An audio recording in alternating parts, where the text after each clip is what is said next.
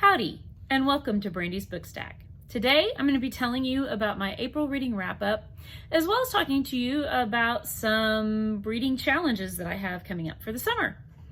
So first of all, we'll go ahead and start with my reading wrap-up.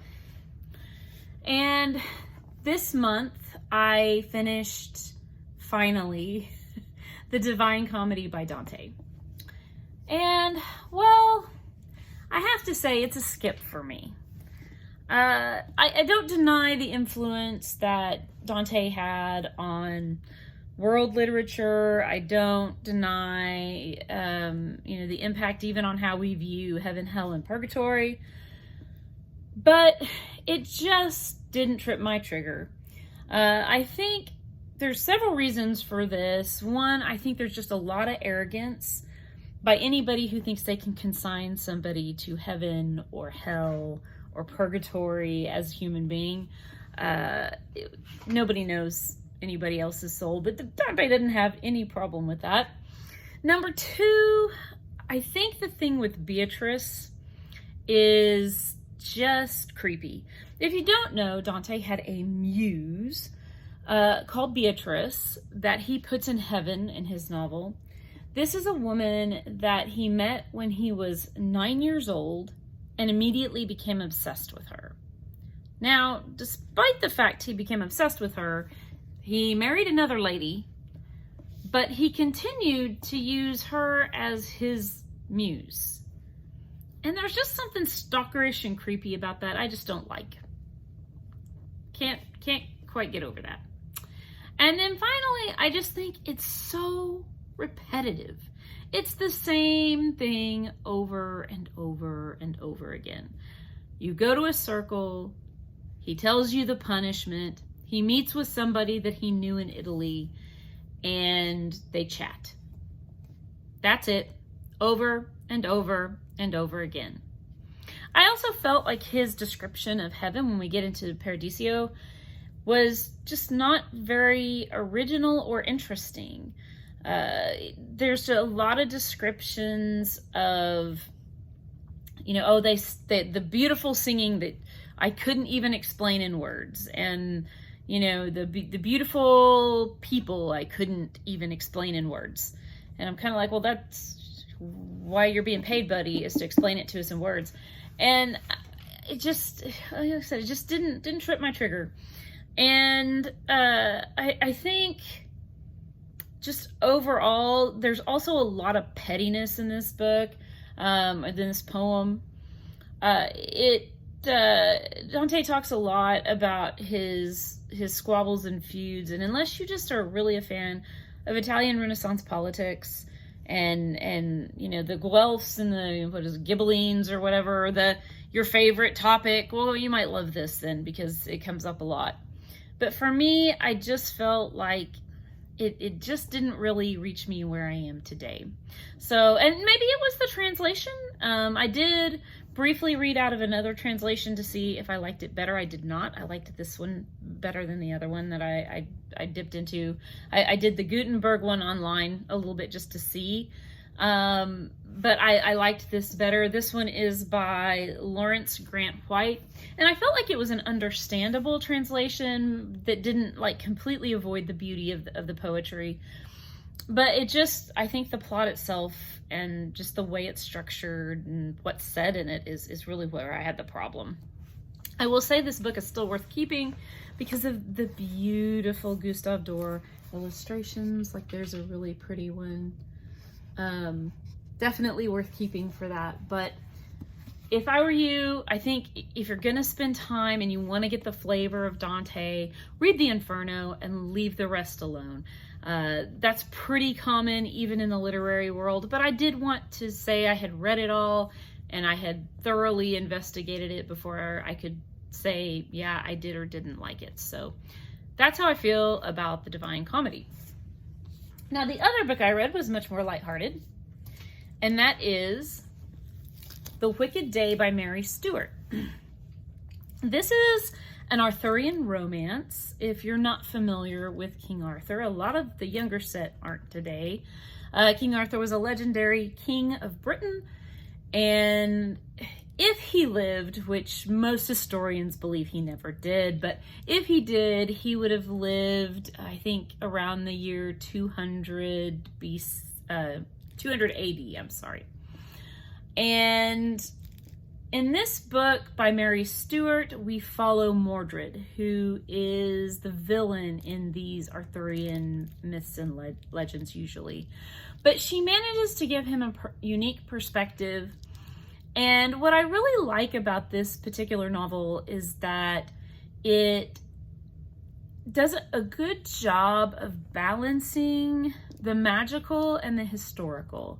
So it doesn't go so over the top with the historiosity that it feels like a history lesson, but it doesn't avoid the magic and, you know, the interesting part of it, with Merlin, for example.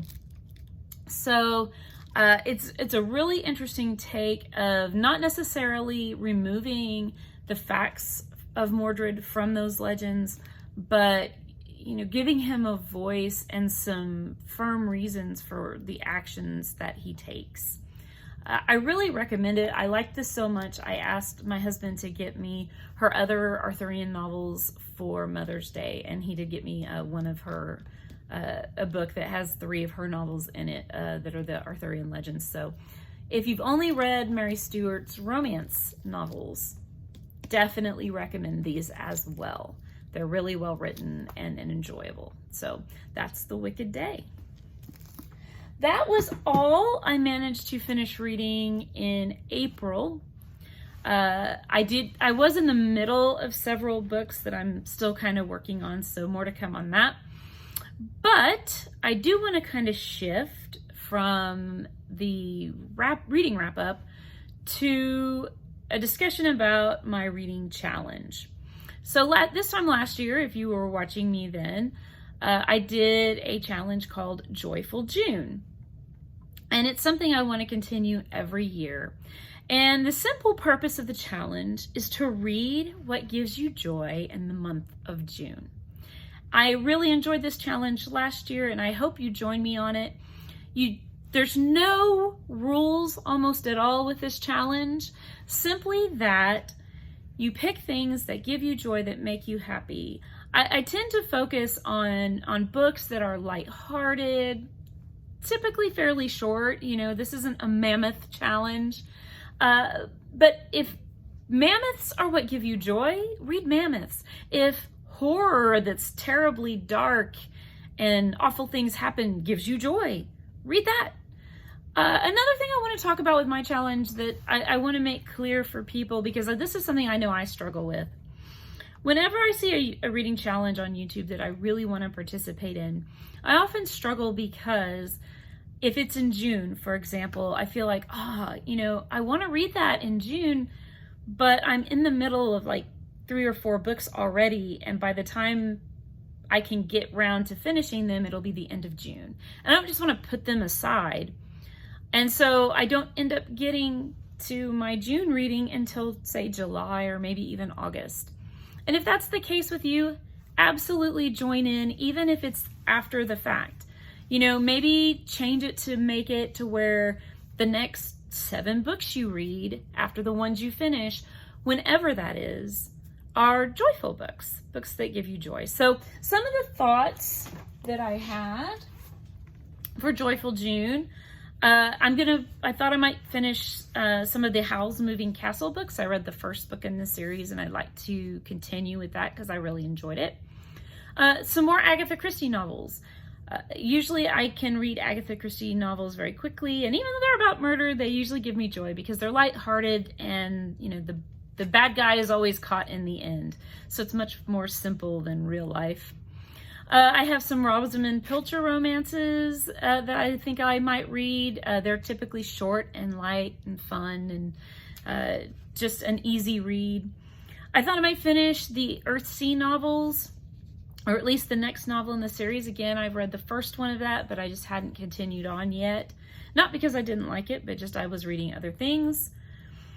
In June, I'd like to read Sackett's Lands, I believe is the name of the first book. My dad was a big Western reader. I never really kind of got into Westerns, but I've heard the Sackett series by Louis L'Amour is a really excellent series.